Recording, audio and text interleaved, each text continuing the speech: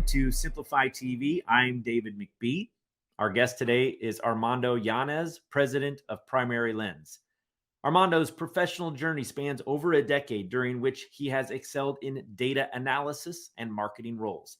His current initiative, Primary Lens, specializes in a data-first approach to omni-channel marketing. This data-driven marketing model eliminates the need for canned audiences across multiple platforms. Armando and his team leverage data-driven insights to make informed decisions, personalize messaging, optimize campaigns, and deliver exceptional customer experiences across multiple channels, delivering the micro moments needed to drive conversions. Armando, thank you for joining me. Thank you for having me, David.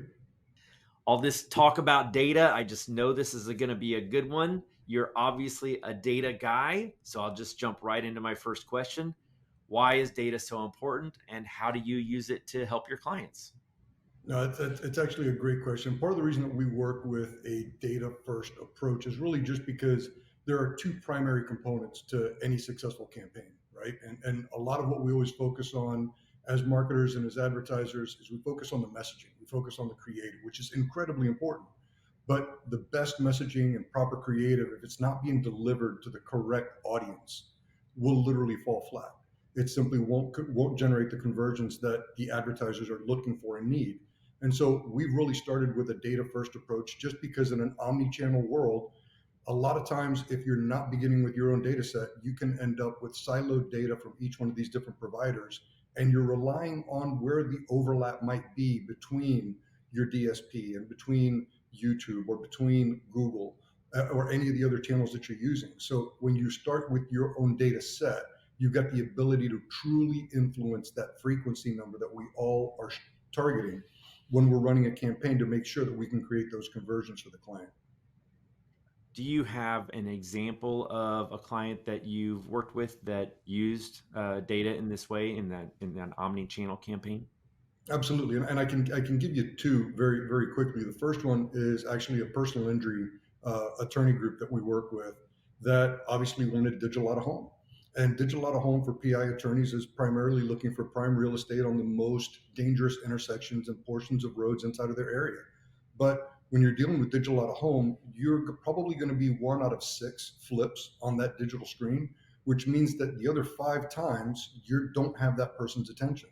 So using our smart boundary technology, we're actually able to gather the devices that are going by that screen so that regardless of whether your flip was the one that was up while that person was driving by, we can now retarget them online as a result of their offline targeting based on where they were and how they were spending your time. To the clients that have already seen your message, it looks like $1 million campaign because you're literally reaching them a second time, you're increasing your frequency. And for the folks that didn't see your original messaging, those folks are now being exposed to your messaging because they were part of your original target audience. I guess the second one would be a brick and mortar store that we work with that has 4 physical locations as well as an e-commerce store. And for them, they're very similar to a Bass Pro Shop type store where they're in outdoors and apparel, and they've got some items that might fall into a prohibited category. But we were actually able to find people that are visiting their competitors inside of the local market that they may not have had a large enough voice for. And because we started with those folks, we weren't looking for people that were just generic outdoor enthusiasts interested in camping or hiking, etc., across multiple platforms. Rather, we started with that data set that we know lives within a certain radius of their store, and we were able to take that same set of data the whole way across. The end result for that client was literally a 5-to-1 return on ad spend in a given month. And a lot of the stuff that they actually sell internally within those stores are memberships. So when you sell an annual membership, even inside of analytics, when it does the e-commerce conversion, it does it for that first transaction. But when you dig a little bit deeper and you actually analyze the transactions that were completed, you're able to see that it's a much higher ROAS with those types of products. So if you've got a client that has a lifetime value for a customer, it's that much more important to make sure that you are able to influence those conversions. So just for clarity, on the first one, you're basically using geofencing technology around the outdoor billboards, right? Yeah, it's similar to geofencing. It's actually geoframing. So we process a little over 3 billion records of raw movement data daily. And we do that based on the locations that we are monitoring for our clients. And sometimes it's to monitor a competitor. sometimes just to monitor an affinity location. So we started working with Digital Out of Home. We actually built the boundaries around the billboards in the direction that the actual traffic was flowing, so that we could actually identify the folks that would be exposed to that board while driving down that street. And rather than focusing on just the flip when their ad was on, we know that everybody going down that road is our target. So we take the entirety of that list and then we port it back over to social platforms, we put it back over to DSP platforms, and we're able to go through and reinforce that messaging across social and display. I love that. That's brilliant. And on the second one, the competitors, I love how you talked about lifetime value for the ROAS calculation. I think a lot of advertisers and media companies focus so solely on that first purchase that they don't really consider, and you get somebody into your store, you reel them in, you get to keep them for a long time, hopefully. And there's certain categories that's much more relevant for than others, to be perfectly honest. I mean, this particular client, because they are an outdoor fashion boutique that also happens to have firearms and ammunition and ranges and safety classes and things of that nature, that's a very personal connection. So it's a little bit different from, other verticals where maybe a restaurant, we work with a lot of QSRs, and for QSRs we use that geoframing technology as well, because their primary model for site selection is to find anybody that lives within 5 miles of the location. But most of the times, some of these locations are in commercial type areas. So if you limit yourself to people that live within 5 miles, you're missing the commuters that are coming into the office. You're missing the people that may be coming over to a softball field and you sell ice cream, or to a football field, which gives you that Saturday crowd.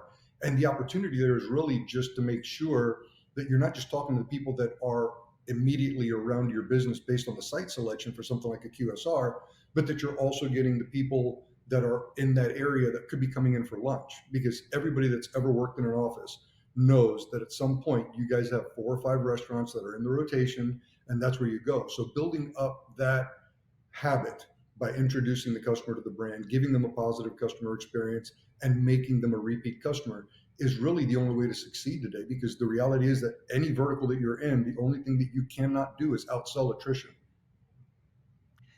I love how much focus you're giving to this idea of conversions, right? What are some of your best practices related to digital conversion metrics?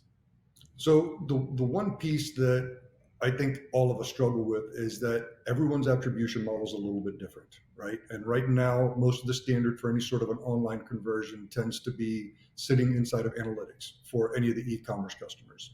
But if you go back over to social, social has a very different set of metrics that they go through and they use. And so one of the things that we always educate our clients with is that every conversion model, every attribution model is going to look a little bit different. But the reality is that it's going to be reflected in your store sales.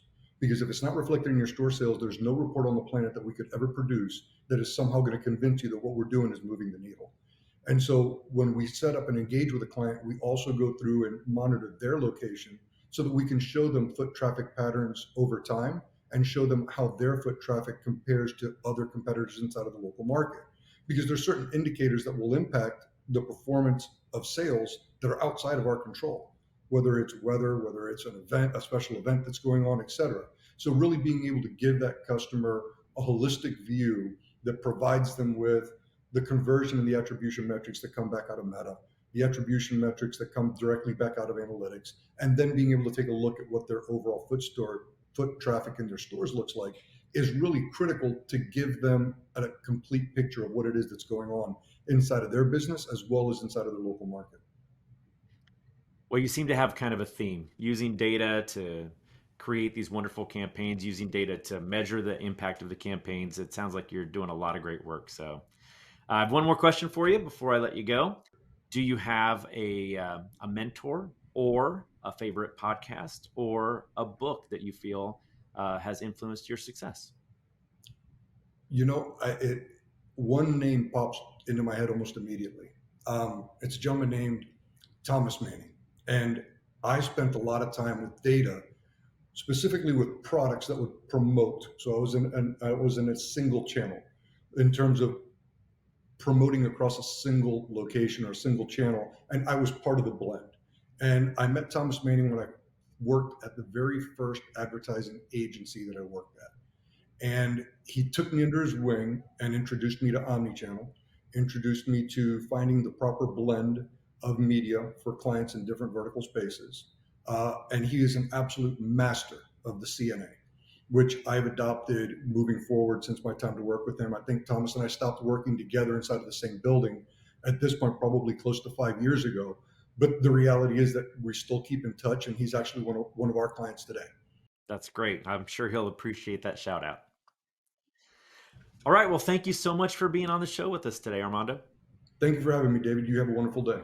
And thank you guys for watching. Simplify TV is sponsored by Simplify, helping you to maximize relevance and multiply results with our industry-leading media buying and workflow solutions. For more information, visit simply.fi. Thanks for joining us today. I'm David McBee. Be awesome, and we'll see you next time.